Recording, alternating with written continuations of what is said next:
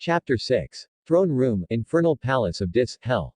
And exactly how did they spontaneously explode? Satan's voice had a silky, oily quality to it that was far more unnerving than any of his berserk rages. We don't know, sire. We found bits of metal in the wreckage, so we think it was one of the human machines, but we don't understand it. A machine. A human machine, you say? They invaded my territory and killed 4 of my subjects with a machine. The silky, oily quality was fading, replaced by the hysterical screams of rage. The audience found that immensely reassuring. It was business as usual. The unnatural calm had been horrifying from its unprecedented nature. A raving, screaming temper tantrum was much more familiar. And nobody saw it. None, sire. Although we do have a message that was transmitted by one of their warlords. It refers to a predator aircraft. And just what is a predator? Satan was struggling to keep his temper under control. A hunting bird. The voice came from a tiny minor demon on the floor. Satan glanced sideways and his glance mashed the speaker into a purple pulp that drained away through the stone floor. Does anybody else want to state the obvious? There was a sudden shuffling of cloven feet and demons glancing sideways at each other. The more astute of them were already trying to work out the best place to take cover when their infernal overlord decided it would be necessary to stage a massacre. There is another problem with that message. Asmodeus spoke carefully. The warlord spoke of major enemy leadership figure. We assume that means an important person here. Yet there was nobody on that stand of any importance, a few relatives of Abigor, that is all. None in the leadership and none of any importance. We do not understand this. Perhaps I can explain. Beelzebub was also speaking carefully. The warlord also spoke of information received from reliable informants. There can be only one explanation for that comment.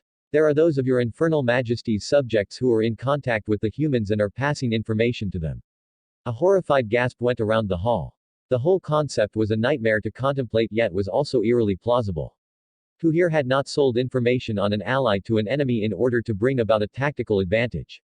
But sire. Asmodeus was appalled, his voice terrified at even speaking of this idea. Nobody important was killed. Nobody important perhaps. Beelzebub spoke almost as smoothly and calmly as Satan had done. Not in our terms perhaps. But the traitor, or traitors, who sold the information to the humans may have been using them to settle a private score of his or her own. Who knows where treason might end? Even Satan was silenced by that thought. The hall was still, silent as the occupants absorbed the implications of what Beelzebub had said. Then, the glances that they were exchanging underwent a slow change from apprehension at what Satan might do next to suspicion at what their neighbors might be saying to these upstart humans. No matter how intense those suspicious glances became, they couldn't match the ones Satan was casting at them. Room 352A, Arkham Asylum, New York City. 9 voices had been haunting Julie since her sophomore year of high school. Every time she'd tried to tell them to go away, they simply laughed at her. And when she denied they were real, they'd whisper to her, caressing her mind like an unwanted lover, telling her secrets, what was happening far away, what others were thinking about her, telling her things that were never wrong. And they were always right, always there, always just out of her senses, dripping across her mind like black grease.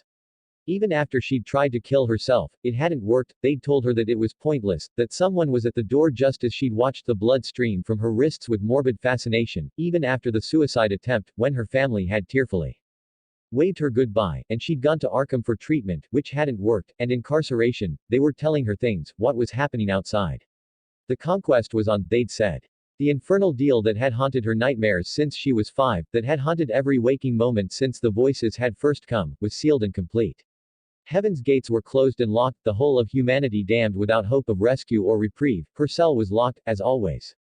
The white walls were padded, and she was sitting on her cot in the corner murmuring to herself when one of the voices, Damocles Ferretu, it called itself, whispered, look to the door. She did, the lock on the door clicked and lifted. They're coming to get you, coming to take you away, to experiment on you, to rape and torture and mutilate and humiliate you. The voices were never wrong. She hurled herself back into the corner, away from the strange people filing into the room. Then there was Dr. Becky, her presence a welcome familiarity that was dispelled by the presence others, more people in uniforms and more in white lab coats.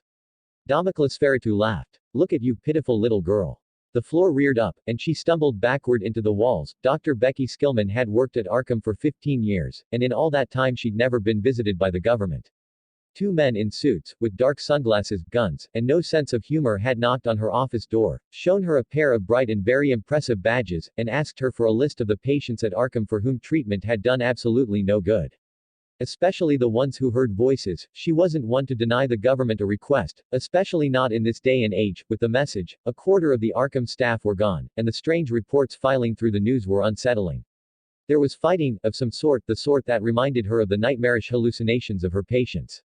The men had been from the Secret Service and they'd thanked her cordially, gone, and then a half-hour later were back with an entire platoon of men in fatigues with rifles, asking to be taken to room 352A on the third floor. Julie Adams had been at the top of the list, and they'd decided to take her first. Before Skillman had a chance to ask any questions, they'd waved a piece of paper, subpoena or something like that, in her face, and were demanding the case files. Adams was an untreatable schizophrenic, and had only gotten worse through the 8 years she'd been in Arkham. No treatment had worked, and they'd tried them all, from the newest drugs to some of the oldest tricks in the books, the sort that the staff all mutually agreed to keep quiet because people who didn't work at psychiatric hospitals just didn't understand. And now the government wanted to take her away. Skillman shrugged. Not her place to question or worry. As they filed into the pure white cell, Adams was scrabbling against the back wall, face contorted in fear, the greasy tangles of her long, black hair swabbing the wall. No. I'm not gonna let you take me. The soldiers impassively moved forward, seemingly deaf to the woman's harsh, pathetic screams. Reaching down, two deftly warded off her slaps and kicks and lifted her by the shoulders so that she hung between them like a rag doll. Brushing past Skillman, they filed back out of the room, Adams' screams echoing down the corridor. The two men in black thanked her, and walked out, leaving her standing in the silent room, listening to the sick woman being dragged down the hall. Temporary headquarters, Randi Institute of Pneumatology, the Pentagon, Arlington. James Randi sighed and rolled his eyes. While the search teams were scouring the nation's medical facilities for the apparently insane who might not be insane after all, the fakes and charlatans had continued to pour into the institute in unimaginable numbers. The publicity combined with the persuasive talents of the U.S. Secret Service and the FBI had achieved results that even his $1 million prize had failed to attain. Privately, Randi kicked himself. He should have involved the Secret Service earlier. They'd even brought John Edwards and Sylvia Brown in over those two unworthies' angered protests. It had taken only a few minutes testing to discredit that pair of mountebanks, after which they'd been unceremoniously ejected from the building. As Agent Stella Carter had remarked, hey, guess what? Sylvia didn't bounce. Up to now, that had been par for the course. There were still the palm readers and card players who waited in the antechamber for their turn, all dressed up in beads and eyeliner and all sorts of clothes that looked mysterious in smoky, underlit rooms but just appeared absurd under fluorescent business lights. They were the routine dross that had to be inspected, just in case. Even so, there was hope for the plea for any real psychics or necromancers to come forward had brought in 5 or 6 possible hits, all quiet, shy people who worked ordinary jobs and lived ordinary lives.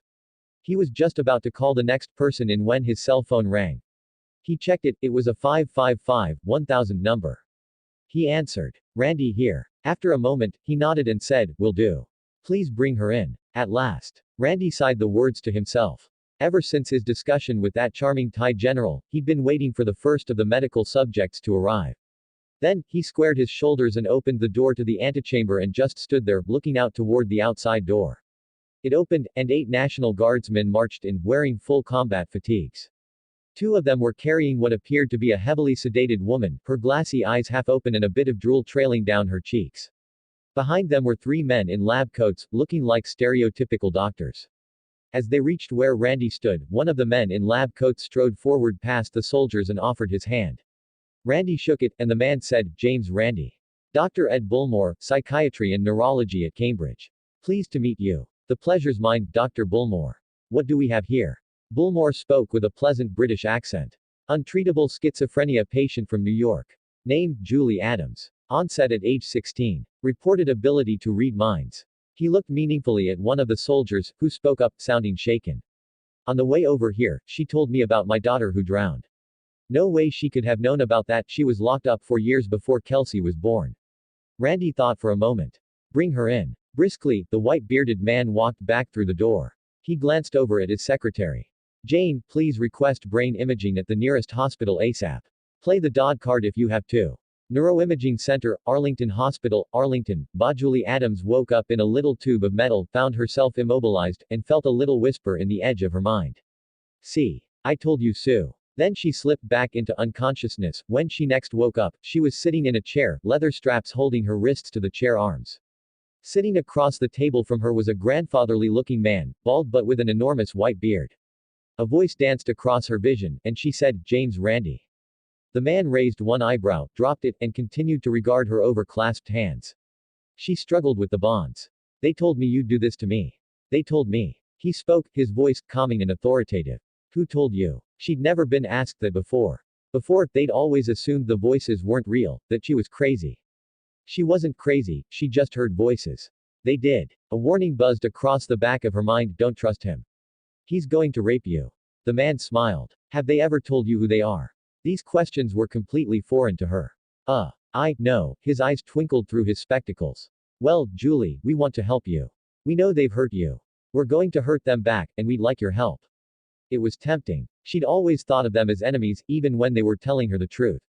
But they'd been enemies of her enemies, and so they had been her friends. But now, this man was offering his help to her, too. "Don't listen to them," screamed a voice, and spots erupted behind her eyes as Randy morphed, grew, black scales erupted on his face, horns growing from his bald head, his glasses falling to the desk, shattering. Furred bat wings unfurled, spread, brushed the walls and ceiling, looming over her. And now it smelled like rotten eggs strengthening, the room was darkening, and she could hear faint screams in the distance, like a chorus of damned souls. She was dimly aware of her own screaming, of the stabs of pain spiking through her. The thing across the desk was prodding her with a pitchfork, leering at her. It stepped backward and lustily licked its lips, grabbing a giant organ from between its legs, and the hellish scene shimmered and faded suddenly, and the previous scene returned with the bald, grandfatherly man looking concernedly down at her and two men with chiseled faces hovering right above her. One of the men said, "Hold still, sister. You're almost safe." There was a prick in her arm, and then she was happy, floating free down toward blessed oblivion. Randy straightened up and looked over toward the door. The psychiatrists and a lab technician were filing through the door. "Did you guys get it?" "Yes, James, we did," said Bullman. "Before we hashed the room with electronic white noise, the electronic surveillance system we had set up caught a faint signal. It was a miracle we picked it up at all. It was right on the edge of the spectrum covered by the ESM, but it was there and we recorded it. It has some strange properties, and we're sending the records to the physicists next door. They'll digitize it, feed it into our threat libraries, and we'll be able to monitor for it. Also, if we can feed the waveform into the computers controlling our own emitter systems, we should be able to transmit ourselves. Much more importantly, we've already figured out how to keep her, and others like her, safe and sound from any further interference." Randy cocked his head curiously. "And what's that?" "Well, James, the signal in question isn't that much different from an electromagnetic pulse, you know, the thing the scare stories have claimed would wipe out electronics worldwide. We've known how to defend against that for decades, and the power levels are much lower here. So, building on that experience." Bullman grinned and pulled a shiny contraption from his lab coat. A hat made of aluminum foil. "Recon Team Tango 15, Wadi Heron, Western Iraq. Control, we have Baldrick's column advancing along the pipeline route. Estimated battalion force with company-level Harpy cover. Very good. Engage and harass." Lieutenant Jade, Broomstick Kim acknowledged, then transferred her attention back to the mast-mounted sight on her AH-6J helicopter. A deft touch on the controls and the aircraft rose slightly so that the ball of the sight just peeked over the ridge. The picture hadn't changed much, even though the column was mounted on the rhinolobsters, they were moving slowly. Well, slowly by United States Army standards, Broomstick guessed that by medieval standards they were fairly galloping along. That was excruciatingly slow when compared with the way the 1st Armored Division was moving up, a long rectangle of rhinolobsters, each with its rider and a small group out in front. They'd have to be the command group. The primary subject of interest, the cream of the crop in this target-rich environment. Eliminate the command structure first, leave the combat elements floundering around without orders. It was a process the United States Army called shaping the battlefield. Tango leader to all Tango birds. Select Hellfire missiles, target the command group in front, ripple fire both missiles. Spaced out down the wadi, the three little birds gunner their engines slightly and lifted up still further. The column ahead was oblivious to their existence, even when the laser target designators locked into place. On her display, Broomstick could even see the designated targets starting to shift and scratch as the lasers irritated their skins. Then, a gentle squeeze on the firing button and the first of the Hellfires streaked off across the desert. Off to her left, a split second later, Tango 15 Bravo fired its first missile with Tango 15 Charlie following an instant after that. Broomstick had already selected her next target when she fired her second missile. As soon as she saw the explosion from the first hit, she swung the laser to her selected victim and watched the Hellfire missile obediently switch targets. The explosions 4,000 yards away seemed an almost continuous rolling thunder as the 6 missiles devastated the command group. All Tango 1-5 elements, job's done, let's get out of here. We got a problem LT. Broomstick looked across at the burning patch of desert where the Baldric command group had been. Above it the Harpies were heading for the position of her 3 little birds, coming in very, very fast. Bug out, everybody bug out now. Max speed. She rammed the throttles forward, swinging her helicopter into its high-speed position, trying to get away from the cloud of Harpies that was closing on her. No good LT. They're faster than us. Broomstick didn't acknowledge, she didn't have to. The AW-6 could do about 180 miles per hour flat out and the Harpies were closing the range. She pulled back and swung the nose round, flipping her armament selector switch to the pair of stingers mounted on the side of her cockpit. The annunciator tone was mixed, even in the cold of a desert night they were having difficulty locking on. It was no good, whatever lock they had would have to do. She fired into the mass of Harpies, watching as one missile went through the formation without exploding, the other struck home and she saw a Harpy briefly outlined in fire as the stinger tore into it. There was another flare as well, but Broomstick had no time to congratulate herself or anybody else. She was turning away, diving, obeying the old rule, no matter how little height you have, trade height for speed. Out of the corner of her eye she saw that Tango 1-5 Charlie had left it too late. The little bird was engulfed in jets of fire from the Harpies, its fuel tanks exploded and the flaming wreckage fell out of the sky to earth. She was back in the wadi, heading away from the cloud of Harpies, grimly aware they were closing in on her. Control, engaged Baldric's command group badly hit. We are under attack by company strength Harpies, Charlie is already down. 2 Harpies down. Issue is in doubt. Tell others, don't close in on Harpies. Duty done. Broomstick spun her helicopter again and went straight at the formation of Harpies pursuing her, her 2 miniguns blazing a long burst. It registered briefly that there were 2 piles of burning wreckage on the desert floor now and that she was alone. Bravo had gone. So had at least 2 more Harpies, torn apart by the stream of bullets from her miniguns. Then, there was a clank and silence, she'd run out of ammunition. The Harpies were on her, clinging to the airframe, tearing at it with their claws, kicking at the skin with their hooves. One was clinging to the cockpit canopy, smashing at it with its claws, trying to tear its way in. She could see the demented, screaming hate on its face, she could smell the stink of jet fuel as the Harpies tore their way into the little bird's structure.